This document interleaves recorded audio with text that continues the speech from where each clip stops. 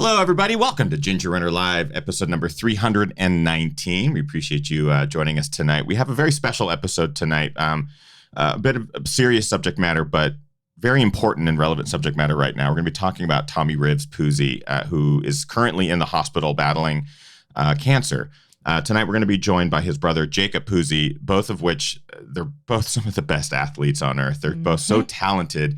And we're going to talk to Jacob a bit about what's going on with Tommy, how we can all help the Run With Rivs initiative, which is taking place right now this week. And we want to talk a little bit about that and how everyone can help support Tommy. We also want to talk a bit about how Tommy's impacted the entire, the world. There's an amazing amount of people who are coming to support and Tommy's bringing people together. And it's not just runners. It's not just runners. People from all over. All types of people. So we have a lot to talk about tonight, and we just appreciate you being here and being a part of the conversation. So sit back, relax, everybody. Ginger Runner Live episode number 319 begins now.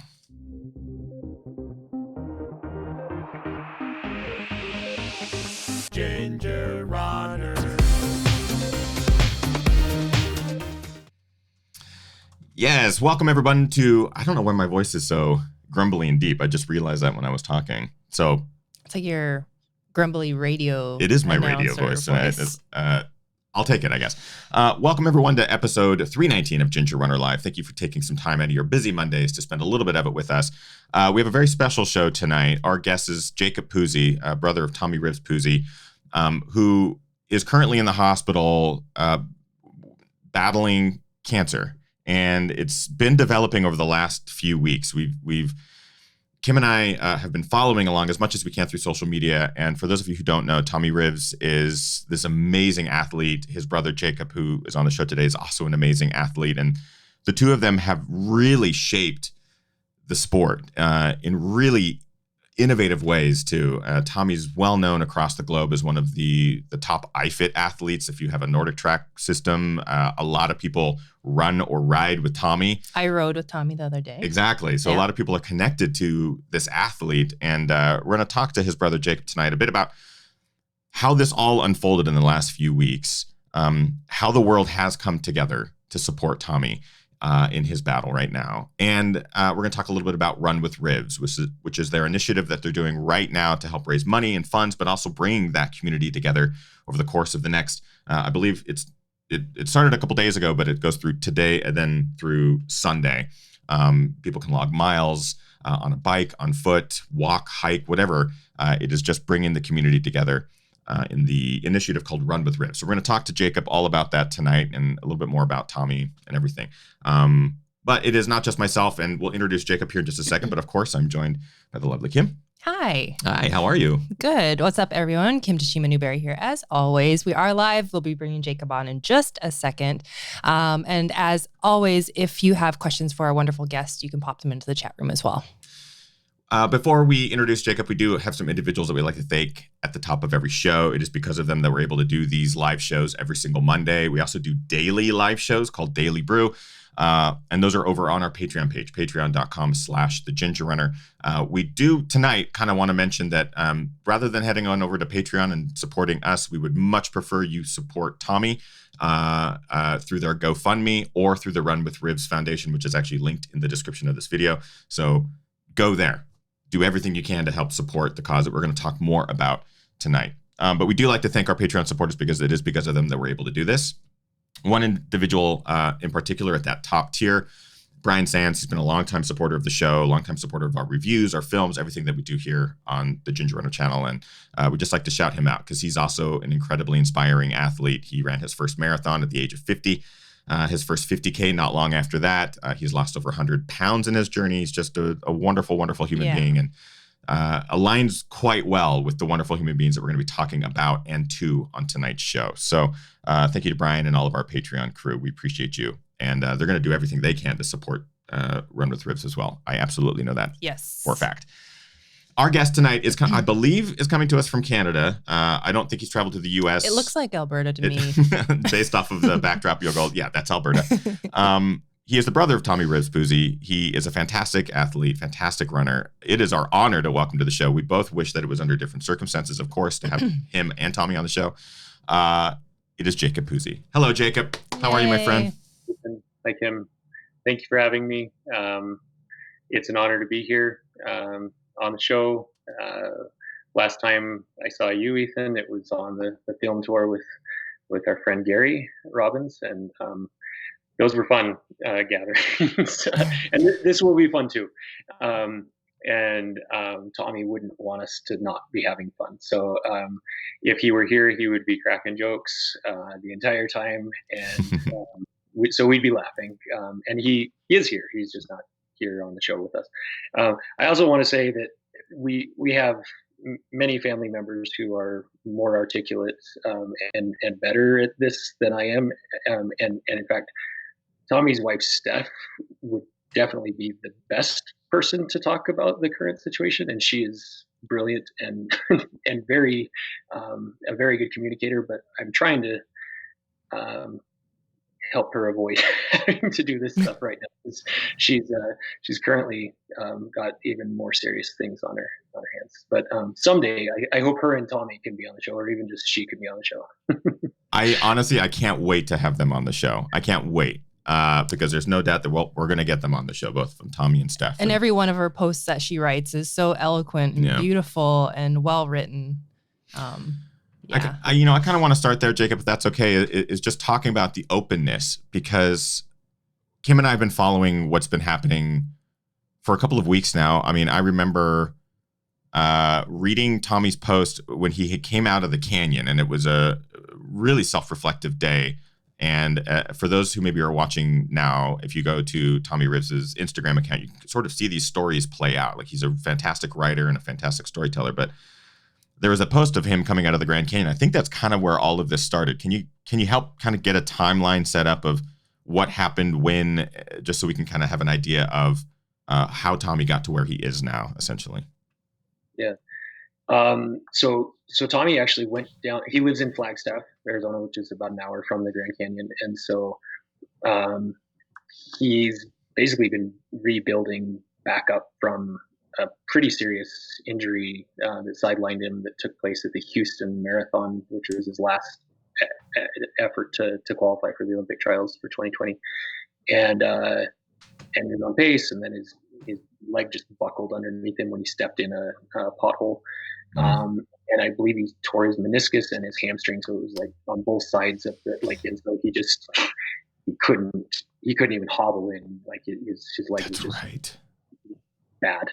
And so it took him like months of just rehab and on the bike, hiking on the treadmill at 40%, and he was working his way up to running in the canyon. So he was trying to, as difficult as the canyon can be, it's not the same as running flat, and he still can't run flat every single day. So he was trying to spend as much time as he could in the canyon.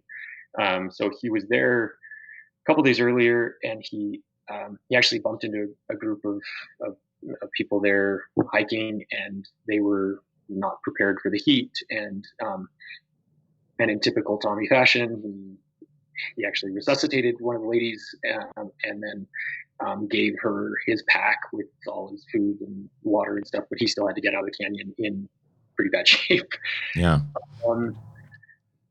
And then he had already scheduled to go with his friend Derek Lytle, and they were actually working on a project for Kraft, a long-term project that he has scheduled for the end of the year. And so they were kind of laying the seeds for that, filming and just kind of showing what he's doing in preparation.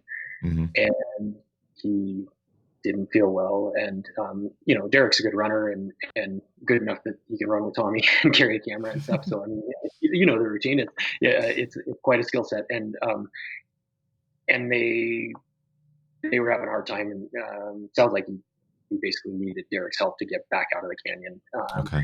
So initially he thought it was the after effects of a couple days before, when he was depleted, and that he hadn't fully recovered from going without food and water for that long, and that it was another hot day. And blood was coming out of multiple orifices, and and he still figured it was dehydration or even rhabdo, which is really scary. but they're in like the epicenter of COVID, like in Arizona and Right. particularly in the area. And so it was kind of like, I mean, he's a doctor of physical therapy, understands the body.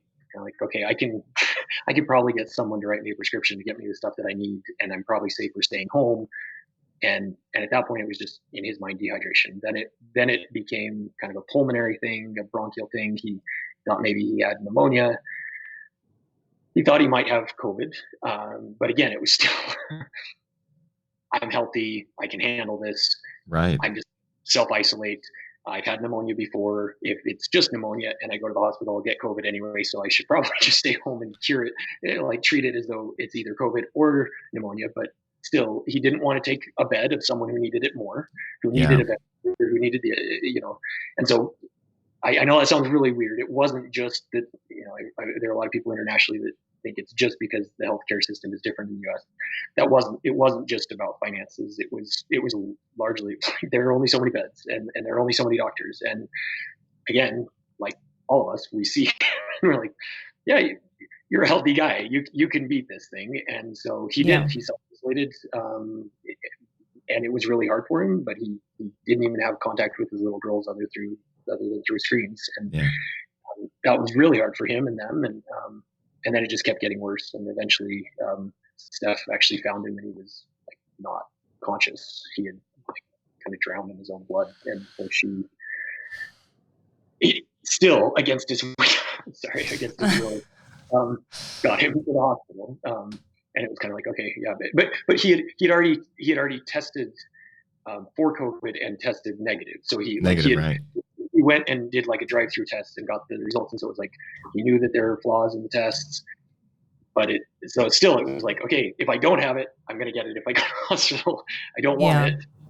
And he's had pneumonia before. And we, as strong as our lungs are as a family, most of us get pneumonia. Like when I was a teacher, even before social distancing existed and all this like hand sanitizer stuff, I had hand sanitizer on every desk. Yeah. I had like a workbench of a desk, which like kept my students 6 feet away from me. It was like, I'm a runner too, and I want to stay healthy, and I have kids, and so like, you guys keep your distance. This is normal for you, yeah. Yeah, and he's the same way. Like, I know that might seem really weird for as loving a guy as he is, but we're usually pretty thorough about hygiene. And so yeah, but in part because we know that when we get sick, it knocks us out, but you don't have to go to the hospital every time you get sick. So in his mind, he was like, I'll just let it run its course and I'll get better. So it didn't. And so he eventually ended up in the hospital, kept testing negative. There are a lot of fungal diseases. Well, one, he travels the world. So it was like, he travels all over, right? Yeah. Like so when they're like, hey, have you left the country? Have you been to any of these places where you might have been exposed to something they were not familiar with here? Yes. Are you around rodents? And are you around prairie dogs? Are you around like mice? Could it be the hantavirus? Could it be the bubonic plague? Could it be like all sorts of things that are only carried in rodents? And like, I'm in a lot of places where there are where I could be exposed to things that bats are carrying or other things. And so it was really hard for even the Mayo Clinic, like a big team of doctors from the Mayo Clinic, to pinpoint exactly what it could be. And then eventually when they did suspect that it might be a cancer, it wasn't presenting in the way that they were expecting or looking for it. And so they weren't even able to confirm that it was cancer. It was just, at least from the scans, it was just a lot of white inflammation, which could still be pneumonia, but then it began to look more and more like, or it could even be a fungal infection, but it looked more and more like cancer. And then they eventually were able to confirm that it was a very rare form, at least presentation, of NKT cell lymphoma. I definitely want to mention for a moment here, kind of as hearing you sort of retell the story, and again, sort of as an outsider, many of us, this is how we were getting the information, was either through his Instagram, Steph's, or yours, and sort of seeing the stories play out, because we were all wanting to help and do anything we can to sort of, what can we do to help here? And a couple things that you mentioned is a testament to both of your characters and Steph as well, and just the Puzey family and everything is when you and I met in Canada, the one thing I remember, and I remember telling this to Kim after we came home from movie tour, was just Jacob was like immediately helping with all capacities of the movie tour. Anything that we needed, he's like, I'm going to do that. I'll take care of it. What can we do to help? What can we do to help? And it was one of these like amazing experiences was meeting you for the first time. And I, not having met Tommy at the time, was like, I knew that the brothers Puzey were just that type of genuine, kind, generous human beings. And hearing you mention that Tommy did that with his pack, is like giving his supplies to people and trying to save people in the canyon, putting other people's ahead of himself. And well, also knowing how difficult the canyon how difficult the canyon is just right? to get out.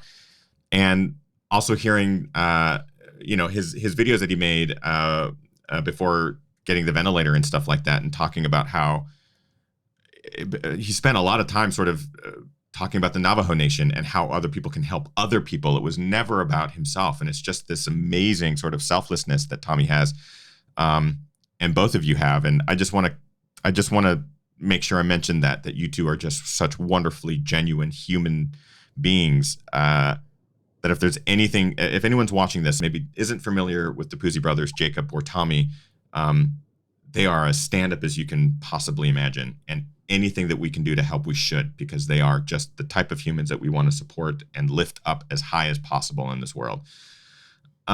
What was it like as a brother? So I have a brother, and watching this unfold has been really difficult, just from sort of like having someone that I was really close to growing up, and someone that I looked up to and was my best friend, even though I got, he bullied me a lot like a big brother would.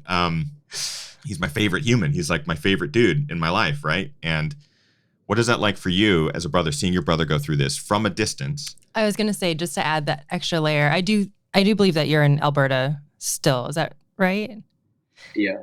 Yeah. So I think that's the extra layer on top, because my brother actually lives in Alberta also. Oh. And so the extra layer of COVID and everything happening and the border being closed and travel being difficult. So what is that like, sort of seeing this unfold from a distance, your best friend going through this? It was really hard.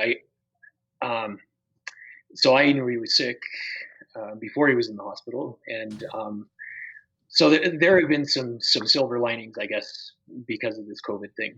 My family's all over the world, and on most Sundays since the lockdowns and stuff, and just like and the closures of large gatherings, we've met for what we call church, and it's just a Zoom call, and it's just a check in with everyone, and so it's kind of like a family Zoom call every week, and he was on those even when he was in isolation, and he wanted to be private about it because he didn't want to scare people. Like even before anything happened, like his mantra was like, keep calm and carry on, or keep calm and rage on, or whatever. But like, just be chill. Like that's one of his gifts, is his ability to be calm under pressure. And so he didn't want to alarm people. He didn't want to scare people. He didn't want it to be COVID, but he also didn't want to be out and expose people if it was. He didn't want to give false information. So he didn't want to say he had it unless it was confirmed that he had it. So that was kind of hard to know that he was suffering for that long before he went to the hospital. But I remember actually being on a call with him when he was trying to get to see the doctors and then trying to get prescriptions, and they just kept saying, go to the ER. And he's like, that's where people go to die. And that's not a knock on, the ERs and stuff like that. But based on, the stuff you are seeing on the news and stuff, he's like, I just need the medicine, and I'll self-isolate and I'll be okay. And so that was hard to see him go through that. And then it was really hard to see him actually from the hospital. Like some of the stuff that he was sharing on Instagram was more than he had shared with me, or even as to the extent of how bad it was. And then it's really frustrating for the for good reason. The borders are closed, and I understand that, and I appreciate people doing what they need to do wherever they're at to be safe. But yeah, it's been really hard to see it from afar because of the limitations, though. Like the entire time he was in the Flagstaff Hospital, which is weeks, I believe, he was unable. Steph was only able to go in once, his wife, and so, my mom's down there with the kids. His mother-in-law was down there helping out, or is down there. And Yeah. there've been other family members coming and going, but no one has actually been able to go in and see him anyway. And so I feel like being here, I'm able to probably do more than if I were down there. I have already applied to donate bone marrow and donate whatever they need, and I will. As soon as they need it, I will do it. I may be able to send it from here, depending on how that works. Or if I need to get across the border to do that, I'll drive, or I'll do whatever they'll allow me to do that's considered essential. Yeah. But now we're just waiting. We don't know what they need, and other than time, and he just got through his first round of chemo, and he's kind of going in and out of sedation right now. Today was the most alert he's been in weeks. He's still not even aware that, like, he doesn't know that he has cancer, or he's never had a conversation about it yet, or that he's gone through a round of chemo. Again, I don't know how much someone understands when they're under, but right. He still hasn't had we haven't talked. I've spoken to him, but I don't know what he's understood and all I've tried to express is just that I love him and that we're fighting for him, and so yeah, there's a lot more to come. Yeah. But there's just been a lot of unknown for a long time. I mean, talking about that, so was there a sense of relief when you finally got the diagnosis? Because there were, weeks of, you knew he was sick long before he went into the hospital, and again made those videos on his social media sort of saying, like, here's where we're at now. Was there a sense of relief with you and the family of, like, oh, we finally know what this is? The mystery is sort of, we pulled the sheet off the mystery. Now we can actually focus on treatment. Was that a relatively positive moment? It is now. It was really scary when it happened, in part because of because the diagnosis was as dire as it is. Like, we wish it were COVID or a fungal infection or something else, which is usually more treatable. At the same time, he just went in for a biopsy, and then the way that his body was responding, even with sedation and even with the ventilator and stuff like that, in part, I guess, because of the barometric pressure and being already at altitude, like it's 7,000 feet in town in Flagstaff. Right. And so even though he had really good medical care and people that loved him and cared for him there, it just wasn't enough. But the scary part was they couldn't even stabilize him enough to transport him. And so we knew that he wouldn't survive if we couldn't move him, but he wasn't stable enough to move him. And so that was the scary part. And the diagnosis was still not there. And so we're trying to move him, we're trying to stabilize him and move him. And then we get the confirmation that the diagnosis was oncological. And so that helped us narrow down where we would move him if we could eventually stabilize him. And so it was kind of a whirlwind. A lot was happening at once. And but it's kind of like, if you don't move him, he'll die. But if you try and wake him up, he'll die, is kind of what it felt like. And maybe that's not exactly what it was, but that's what it didn't seem like there were any good options. Right.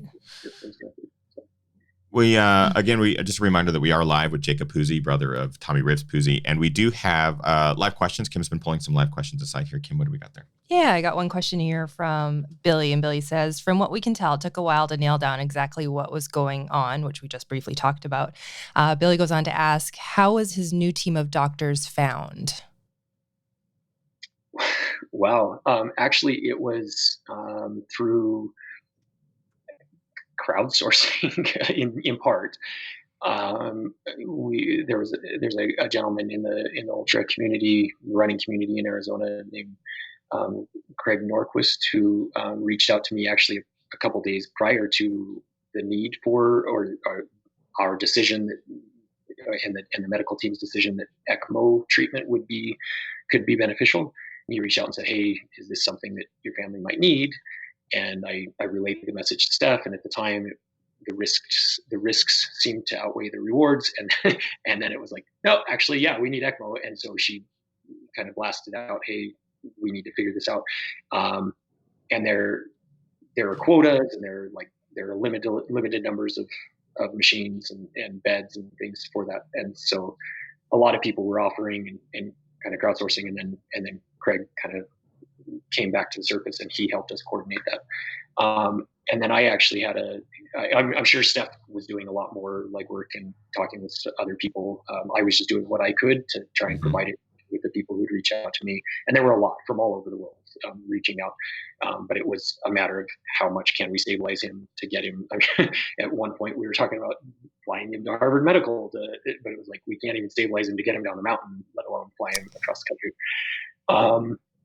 I had a conversation with Justin Grunwald, who's a friend and who understands it both as a doctor, a medical doctor, and also as the spouse of an elite athlete who went through a long battle with cancer, Gabriel Grunwald. And so, he messaged me, and I don't know if he actually thought I'd call him, but he messaged, he was like, "Hey, if there's anything I can do to help." I was like, "Yeah, actually, we're not really sure what to do, because it seems like it's life or death, and it's like we need to make a decision right now, and I don't know anyone else more equipped than you to help us make this."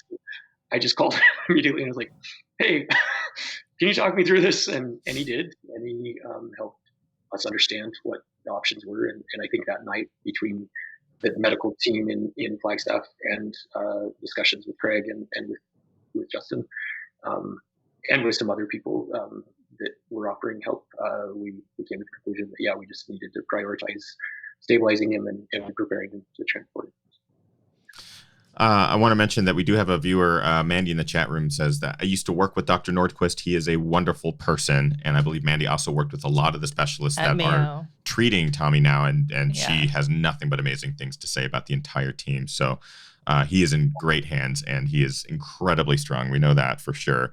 I want to kind of mention and reference the crowdsourcing that you just mentioned with the ECMO machine and the support, the global support, because I don't know if you or the family anticipated that the GoFundMe would do as well as it's doing, raising funds to help the family and support. And additions from the fund will be, I believe, go to the Navajo Nation and helping other people in addition to Tommy and his family. But the outpouring of support from around the world, has it been overwhelming? Has it been exciting? Has it sort of taken over your guys' lives? Because I can only imagine just trying to keep up with the messages and everything like that's probably been very difficult, but testament to your ability, Jacob. You have been keeping up with like everything, and it is, I mean, it's amazing. It's amazing. So how's that been? How has like keeping up with everything been?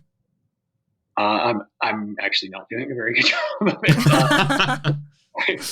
I'm still responding to offers for ECMO machines, to be honest. So I had a chance to.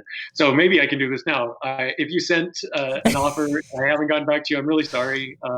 We found it and we just went with it. But man, it has been inspiring and overwhelming and uplifting more than anything. Just that so many people have. I think in part because they see themselves in him. Most of us who choose to run, we do it in part for the health benefits. And so to see such a young, healthy person who loves others suffer is a really hard thing. And so, and a lot of people got to know him through Steph's writing. Like before he was who he is, Steph was writing the chronicles of a long distance or an endurance athlete's wife or something like that. And she's a really good writer. And so they got to know him through her and through her writing. And so I think a lot of people feel like they know them and they are part of their family. And we feel that, and we're really grateful for the support that we're feeling. Like you said, though, Tommy wouldn't want this kind of attention. And I've already had the conversation with multiple people. It's like, man, as soon as he's actually out of it and he gets his phone, we're shutting all of it down. Like, at a minimum, I'm deleting anything I have posted about him over the last month, like, because one, I just don't want him to wake up and be like, oh. I want him to have a sense of relief, and I don't care what. I know he will naturally feel grateful, so I don't need him to feel grateful. Sure, yeah.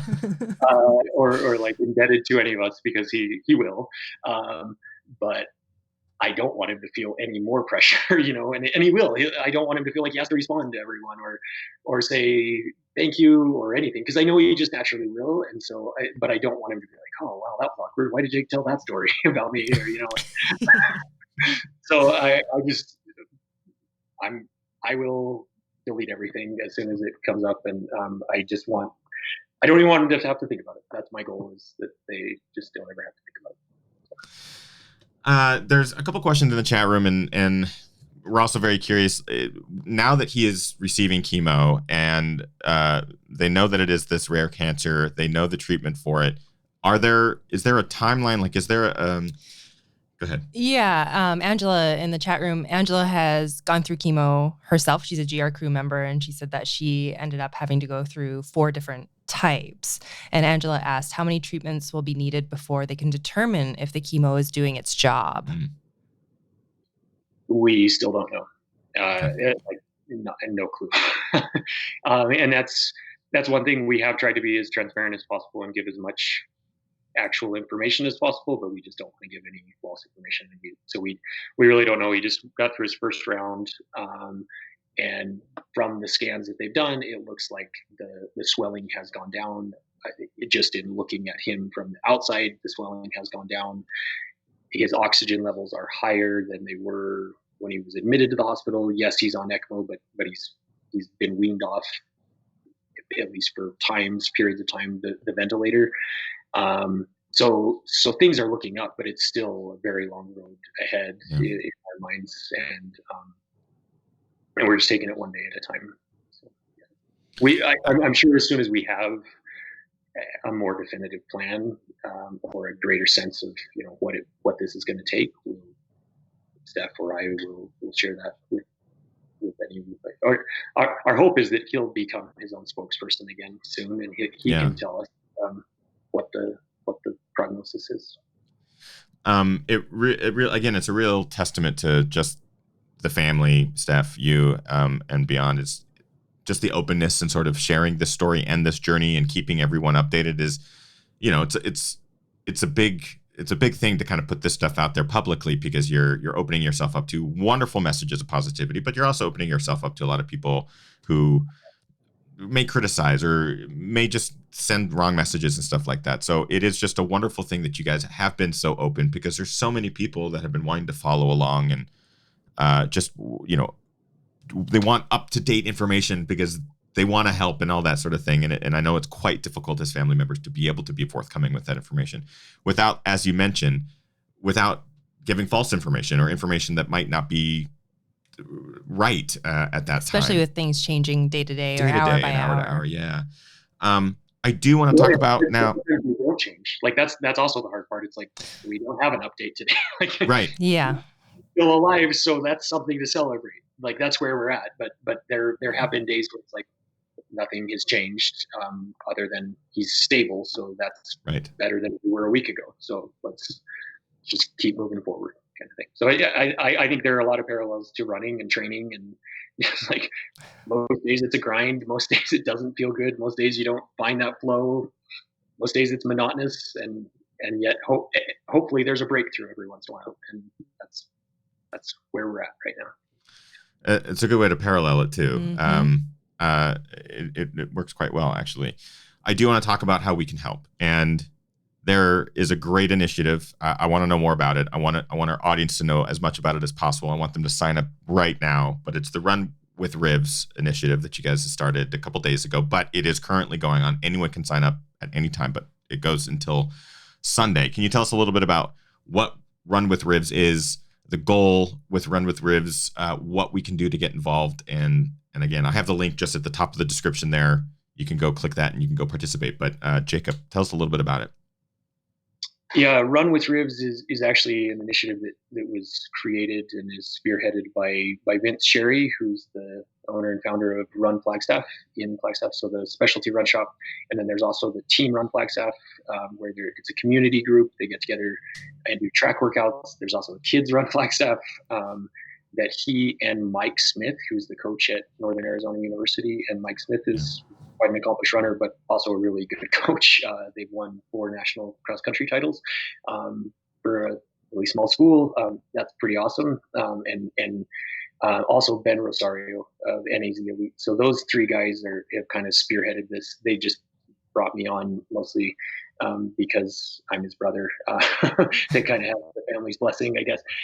And anything those guys do, like they've got the Midas touch, it turns to gold. So I signed up. I was like, yeah, you have our because not for the value of the gold, but I just know that those guys are stand-up guys, and I know they will only do a really good job. And they're some of Tommy's best friends, and I think he would include them as his brothers.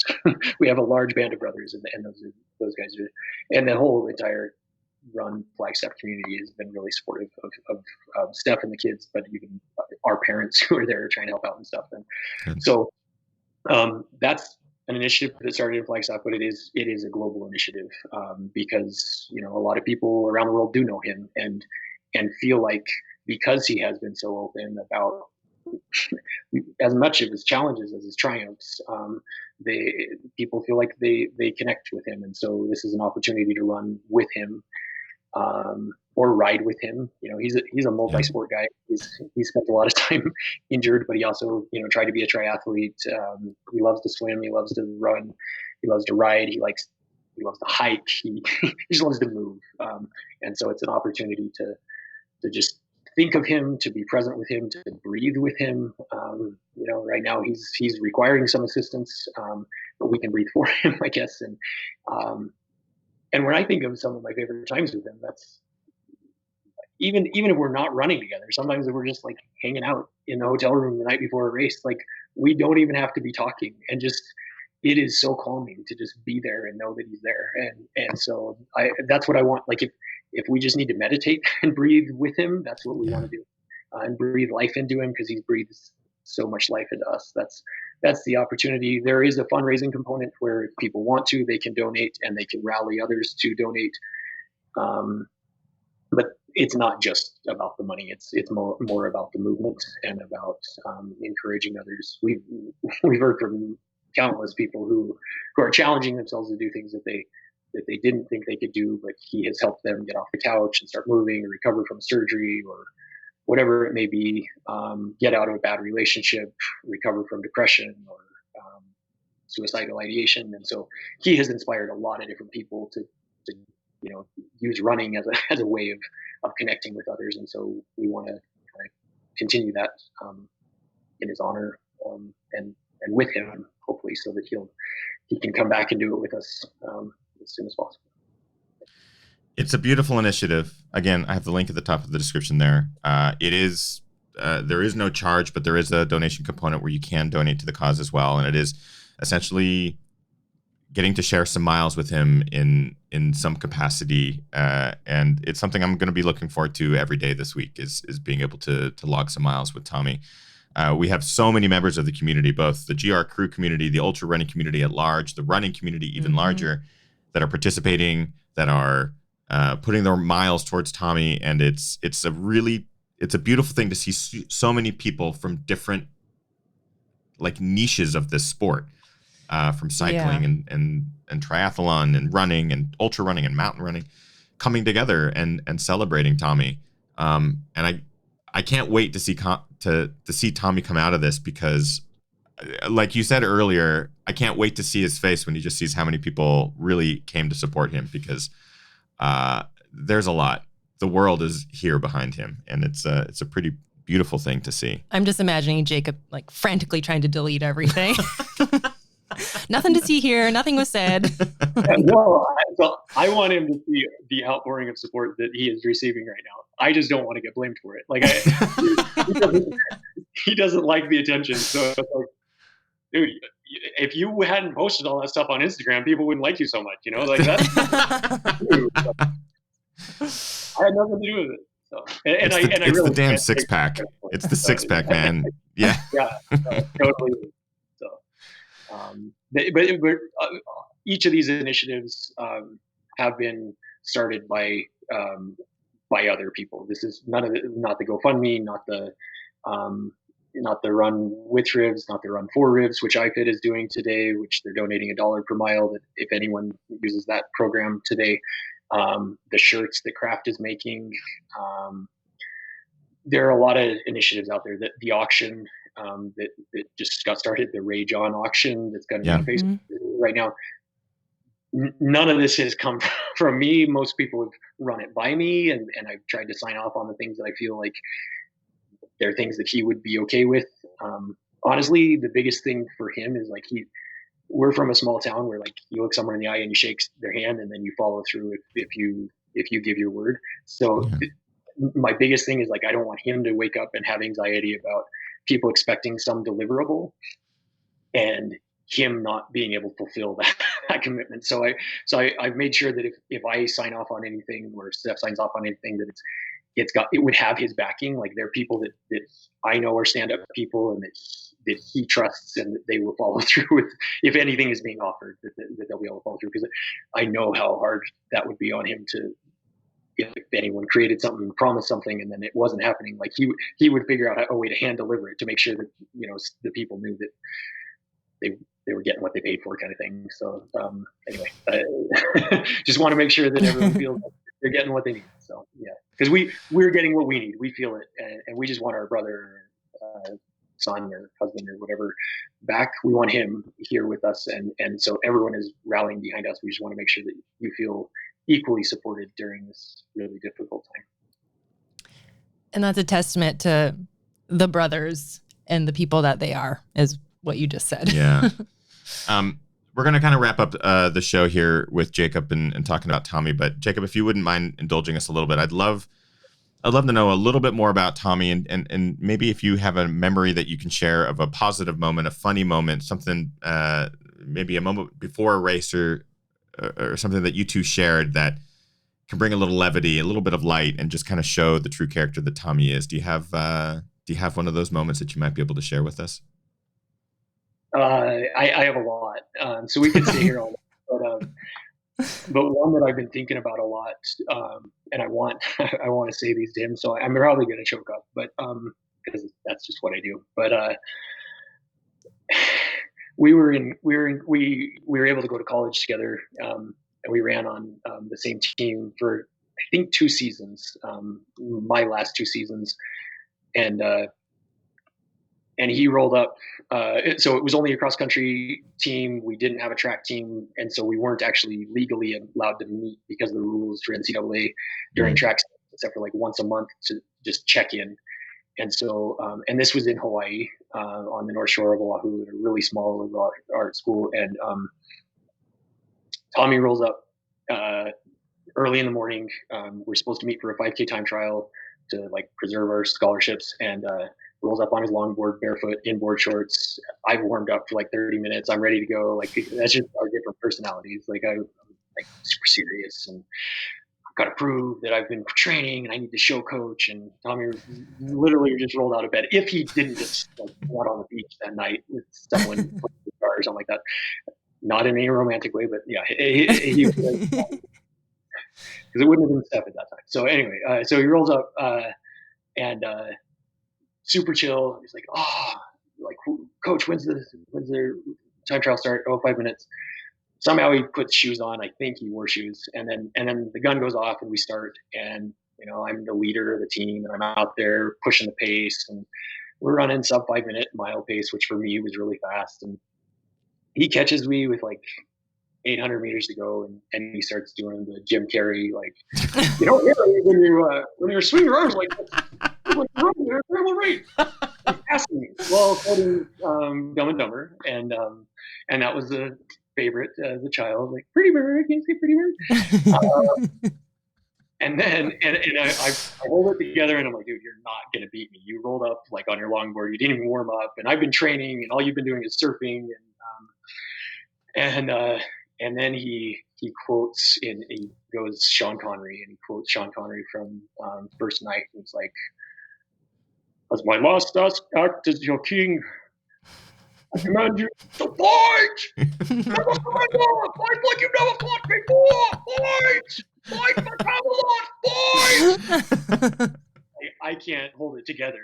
And so he like breaks away from me, but then he's kind enough to like let me keep my dignity, and he like and we jogging together. I run the fastest 5K I've ever run in my life, and he's there cracking jokes and quoting movies. That's just him. Like, and so he wanted to make sure that like I got to save face, and you know, I got to keep my scholarship. Once we finished with him, but then he, you know, he went back to surfing every day, and you know, just doing whatever he was going to do. And I mean, he spent a lot of time training or swimming stuff, but he's never been like anal about his training. Like he doesn't track his mileage on Strava, or doesn't even wear a GPS watch. He just makes it part of his life, and he tries to build others up. And he like I don't ever remember a time where he's been happier about his performance than he has been about anyone else. So any race I've ever been to, he's always tried to build me up or our teammates up or someone else at the race. And even when he's run out of his mind, he won't gloat. He won't allow anyone to like even give him any credit or like for attention on him. Like even at Boston in 2017, when he like beat the former champ and was like, he wanted to make it about me or about other random people we were bumping into on the streets. And that's just how he's always been. So it's a really odd thing to be the big brother of someone who is just so admirable and so selfless. And he's not just that way to me, and he's that way with every person that he comes in contact with, even those that he doesn't know. And so I think that's why we all love him, is because he builds us up. He's a builder. He edifies those around him, and with his words, with his smile, with his quotes, with his songs, and with his running. But mostly just that he's just a really good human. I am so thankful for stories like that, Jacob, and your ability to share them with us. We really appreciate that. And again, it's a testament to Tommy. I couldn't stop thinking about my relationship with my brother and the number of movies that we quote to one another. Just the other night, I was taking pictures of a movie I was watching and sending him. It was The Saint. It was The Saint, and I was taking the quote. He and I have quoted that movie since it came out, and I'm sending him these video clips of the stupid lines that we would always quote to one another. And it's just one of those things where like a relationship that the brother has to another brother is it's unique. And I really, really appreciate you sort of opening the door a little bit into your and Tommy's relationship. We know Tommy's going to get better. He's one of the strongest athletes and strongest humans on earth. And he just does so much for so many that he has to. He has to. Our guest tonight is Jacob Puzey, brother of Tommy Rivers Puzey, and is an amazing athlete in and of himself. And we're just so thankful to have him on the show tonight to share a little bit about Tommy, to talk a little bit about Run With Rivs, the initiative. As I mentioned, the link is in the top of the description there. Jacob, can you just remind people where maybe they can follow you on social media so they can kind of stay up to date as you post things, or maybe Steph? Any places where people can go to continue to support? What would those places be? Yeah. Steph is Steph Outside, and she's an incredible writer, and she is usually giving like at least an update on Instagram as a story most days, and then when she writes a post, I weep every single time I read her words. So she's incredible. My dad is writing some updates as well. His name is Kim Puzey. And my sister Anna, or a Talk in the Park. So we're trying to keep as much of the questions at least away from Steph, so that she doesn't have to field those questions. And I'm at Jacob Puzey, just all one word, Puzey. And you can follow me to get the updates, and then I'm okay if you unfollow me after like I delete all the stuff about Tommy. Like that's kind of been how things have gone in our life. Like people are attracted to me because they want to meet him, and then once they meet him, like they sort of discard me, and I'm okay with that. Like I'm used to it. No, I'm so grateful that I get to be in the shadow of my little brother, and I'm his biggest fan, and so I wish that I weren't getting this kind of attention for this reason, and I know that it's all well intended, and it's because people care about him, and that makes me so proud, and I just can't thank you too enough, or and the viewers and the people that have just held us up, and they are going to be okay, and humanity is going to be okay, because people have shown over the last couple of weeks that, like, we are better than the things that divide us, and if anything that has come out of this, like, that we can unify over something that's bigger than us all, and we all want to live, and we want to live a good life, and he has done that, and I think that's why we were so inspired by him. We want him to keep living a good life so that we can learn from that and try and be our best selves too. So, Yeah. Thank you, Jacob. We are better than the things that divide us. I think, I don't think there's a more powerful message right now. Our guest tonight is Jacob Puzey. He has been fantastically open and just a wonderful guest tonight. We can't wait to bring him and Tommy back on the show, and Steph, and maybe we can have just a big celebration show. Thank you, Jacob, very, very much. Yeah, thank you both. We really appreciate you. No worries. That is going to wrap up our show tonight, episode 319 of Ginger Runner Live. Again, we're so thankful to Jacob and to the Puzey family, and we are thankful to this community, the GR crew, the people who tune into the show, who support the channel and stuff like that, because we know that when we say do what you can to support Tommy, the Run With Rivs initiative, or anything with this family, you all will. And that is a testament to everyone here who's tuning in as well. So thank you, everyone, for watching tonight's show. Before we wrap it up, though, of course, we like to recognize members of the community. It is our tradition here every single Monday to recognize members of the crew. We call it our GR Crew Member of the Week. And tonight, Kim, who is our GR Crew Member of the Week? Our GR Crew Member of the Week is our very own local Angela Kuzier.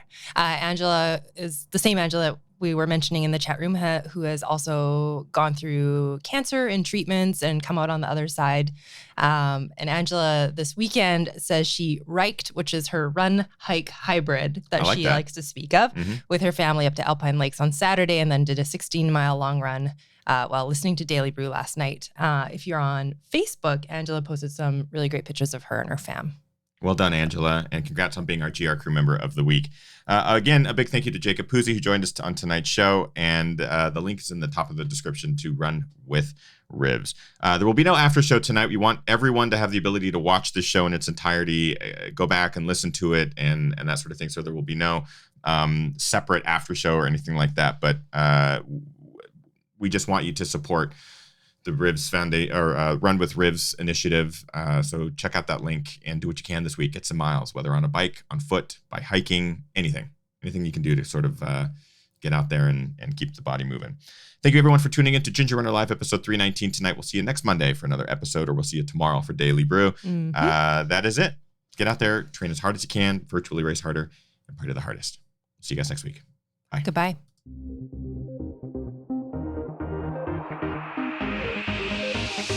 Ginger Runner.